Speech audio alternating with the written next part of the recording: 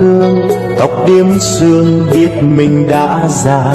Thời gian dần đi qua, nhưng vết nhăn đã hằn trên má. Đời người như chiếc lá xanh kia cũng dần úa vàng, lìa cánh rơi xuống đất, rồi mục nát rồi biến tan. Chuyện tình từ xa xưa cứ ngỡ như mới từ hôm nào. Cuộc đời tựa chiêm bao cũng chóng qua như là thay áo.